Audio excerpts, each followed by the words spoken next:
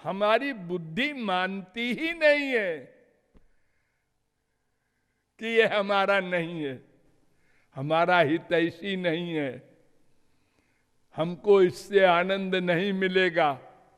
ये तो बाधक है, साधक नहीं है। ये तो हमको रोक रहा है।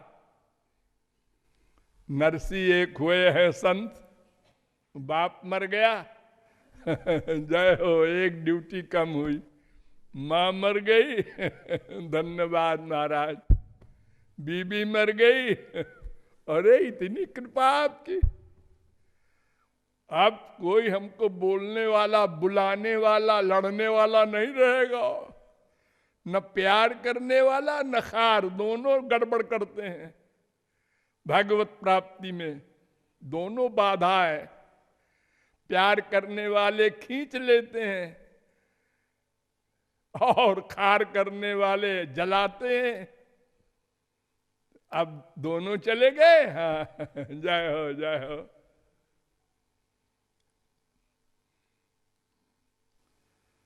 राजा भीष्मक थे, रुक्मिणी के बाप। तो भीष्मक को वैराग्य हुआ, वो जंगल में चले गए। राजा थे पहले। एक दिन तो तत्वज्ञ हो के मिल जाने पर वैराग्य होता ही है।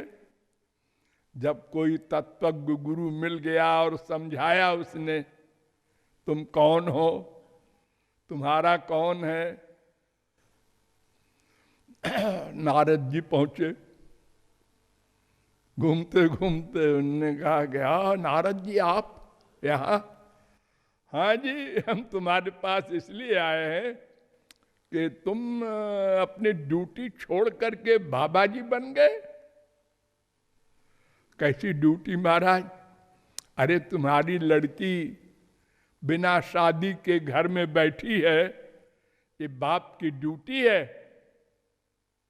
कि लड़की की शादी वो ठीक पात्र में करे।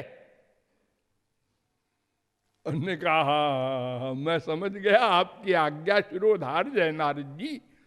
लेकिन आपने अभी क्या कहा? ठीक पात्र में करे। अगर ठीक पात्र में लड़की की शादी नहीं किया बाप ने, किसी नास्तिक से कर दिया, किसी शराबी से कर दिया, तो बाप को नरक मिलेगा। और वो लड़की कोसती रहती है सारे जीवन, हमारे बाप ने किसको हमारे समर्पित कर दिया। और शराब पीता है, छोड़ता ही नहीं है, मारता है। हमारे यहां लाखों लड़कियां ऐसी हैं, दुखी है बिचारी, कहां जाए वो भाग के। तो उनके योग्य वर होना चाहिए।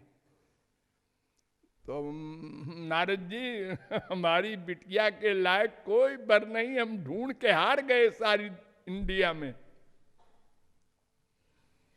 उन्होंने कहा एक इंडिया के बाहर एक है, समुद्र में द्वारिका, वहां एक है और वो भगवान है। और तुम्हारी लड़की जानते हो कौन है? ये महालक्ष्मी की अवतार है। अच्छा, सही बात बोल रहे हो तुम नारद जी, कहीं हमको पढ़ा रहे हो पट्टी? नहीं नहीं, बिल्कुल सही बोल रहे हैं। तो नारद जी वो भगवान है, वो लक्ष्मी है, अपने आप मिल लेंगे, हमारी क्या जरूरत है उनको मिलाने के लिए एक बाप चाहिए। ये कौन सी बात हुई? इतनी सुप्रीम पावर को कौन रोकेगा उनको? वो दोनों अपने आप मिल लेंगे, हम तो और निश्चिंत हो गए आज से। चले आए नारद जी बेचारे। तो प्यार जो करते हैं संसार वाले, ये भी बाधा है। थोड़ा भी अटैचमेंट है तो आप लोग क्या करते हैं? अरे वो वाइफ बहुत बीमार है, अब मैं जा रहा हूं सत्संग छोड़ के। अरे वो बेटे का एक्सीडेंट हो गया महाराज जी, अब मैं जा रहा हूं। रोज आप लोग ये कहा करते हैं और जाते रहते हैं, मैं किसी को रोकता नहीं। मैं जानता हूं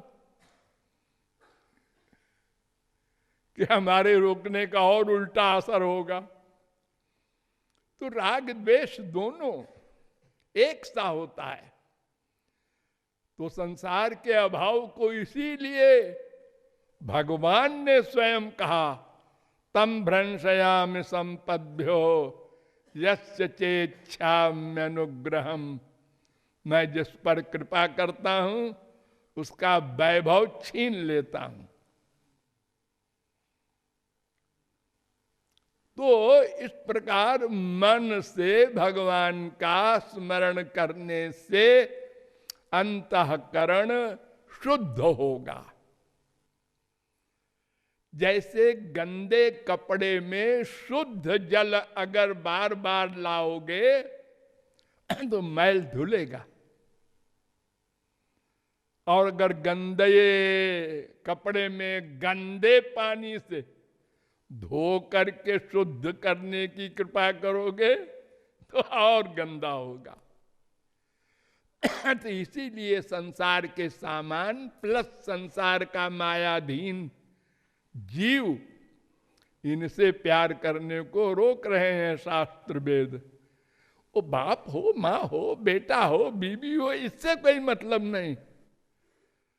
कोई हो वो मन में न आवे जो गंदा है, तीन गुण से युक्त है, चाहे देवता हो, चाहे मनुष्य हो, चाहे राक्षस हो।